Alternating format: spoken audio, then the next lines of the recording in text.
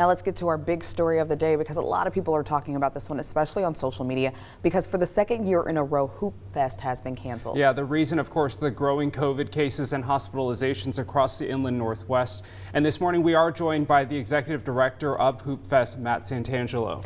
Good morning, Matt. How are you? Thank you for joining us this morning on Up with Krim. Yeah, good morning, everyone. Thanks for having me on. Yes. So can you tell us more about the decision to cancel Hoopfest this year? I can tell you it was really, really hard. I know that. And it was really, really sudden.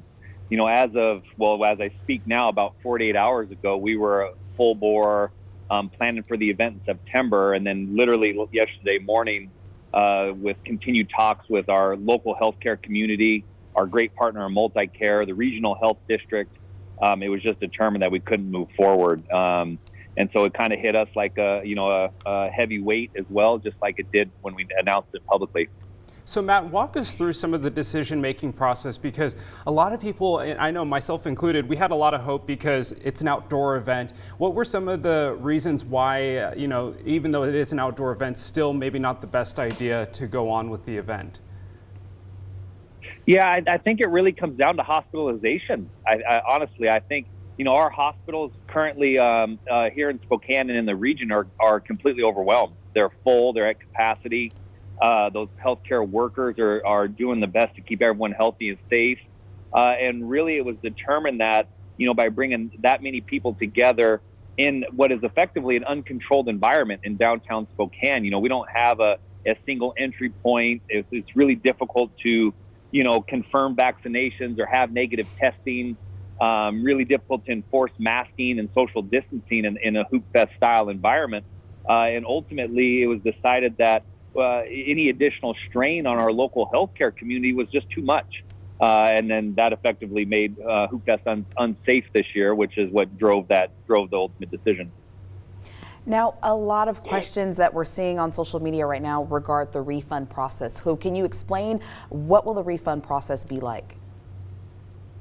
Yeah, so we'll send an email out today to all team captains. So heads up for team captains if you registered a team to be on the lookout for an email. We're giving teams right now two choices. One is to donate 100% to us, the small business, the nonprofit behind this really large world-class event, or requesting a partial refund. And this is where the noise is really getting loud, is that partial refund is only a 20% refund of your fees. So why is that important for us is because we have already incurred a ton of expense, all the apparel, the merchandise, all the planning that goes into this event. We've had to write checks for in preparation for the event, expecting to hold the event in September. And if we held the event, hey, everything's fine, everyone's happy, everyone gets their money's worth. But now we're in a really, really tough spot financially because we've had to incur those expenses. And without the help of our team, that team registration, it really puts the organization in a tough spot to even survive to 2022. And so we hear you, we hear the frustration. We're definitely listening. We're paying attention. We're going to do what we can to potentially modify that. But as it stands now, that is our refund policy. So really encourage people, again, team captains, to be on the lookout for that email and respond right away with what your intention is for that registration fee. So we have a better idea of exactly, the lay of the land, the current lay of the land after yesterday's announcement.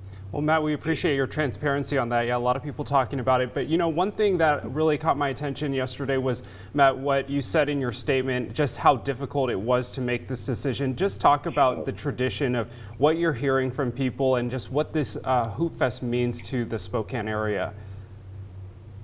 Well, I have to say, if you're on social media and you kind of see this frustration around the refund policy, the amount of love and understanding and empathy that I know I personally received yesterday was tremendously overwhelming. People love Hoopfest. Even the people that are frustrated love Hoopfest. They're frustrated by that decision. We're trying to make it understandable so they have a better understanding for it. But at the heart of the whole thing is Hoopfest. And so I think that is something we all have to remember of what this event does. And now this is 2 years that we haven't been able to run this physical event, and it hurts. It's kind of, obviously it's our mission as an organization. I wear it personally very heavily because I believe in what it does. I believe in what basketball does for our community. we need that reconnection. We wanted to create that engagement, that opportunity for people to come together. That's why we pushed it to September. I mean, the great irony is we postponed it long into the year with the hopes that this would all be behind us. And the irony is that we've actually seen this spike in recent weeks that's prohibiting us from having the event. So it's tough. I don't know how to explain it. My heart is heavy because we love it so much, and we want to do this for the community. We want to do it for the athletes, for the volunteers, for our sponsors, for the downtown businesses that benefit from it. Those are all our motivating factors, and it hurts me not to be able to execute the event. Yeah, we know you put a lot of blood, sweat, and tears in this for sure, Matt. Really quickly, we're running out of time, but I want to ask you, what is next? Obviously, we don't know where the pandemic will take us, but what's next for Hoopfest? Yeah, so we'll go through this kind of the sponsor, the financial situation of what we are. It's going to take a few weeks. I mean, we're not going to be able to do that overnight. We got to see where sponsors stand with us. Certainly work through this refund and team registration. We have Spokane AAU, our youth basketball program. Registration is open for indoor basketball in the fall and winter. So really trying to work on that. That's our normal programming. And then ultimately, because we're in August now, next June's going to come really quickly. And so, by next March, we're going to be spinning up Hoopfest 2022 with the hopes that it finally sees us hit the streets again. And so there's a lot of work to be done between now and then. And so the great quote, basketball never stops. Well, we live that day in, day out. Basketball never really stops at the Hoopfest office. That's right. Yeah, well, thank you, Matt, so much for joining us this morning here on Up with Krim. Again, we know this was an incredibly tough decision, so we really appreciate your time this morning and kind of coming on and clarifying some things for us. Yep, thank you for having me on.